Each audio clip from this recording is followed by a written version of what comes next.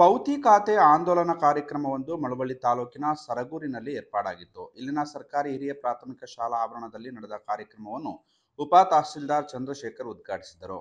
ಈ ವೇಳೆ ಮಾತನಾಡಿದ ಅವರು, ಪೌತಿ ಖಾತೆ ಮಾಡಿಸಿಕೊಳ್ಳಲು ಗ್ರಾಮೀಣ ಭಾಗದ ಜನ ತಾಲೂಕು ಕಚೇರಿ, ನಾಡ ಕಚೇರಿಗಳಿಗೆ ಅಲೆಯುವುದನ್ನು ತಪ್ಪಿಸುವ ಸಲುವಾಗಿ ಗ್ರಾಮ ಮಟ್ಟದಲ್ಲೇ ಈ ಪೌತಿ ಖಾತೆ ಆಂದೋಲನವನ್ನು ಸರ್ಕಾರ ಏರ್ಪಡಿಸಿದ್ದು, ಜನರು ಇದರ ಸದುಪಯೋಗ ಪಡಿಸಿಕೊಳ್ಳುವಂತೆ ಕೋರಿದರು.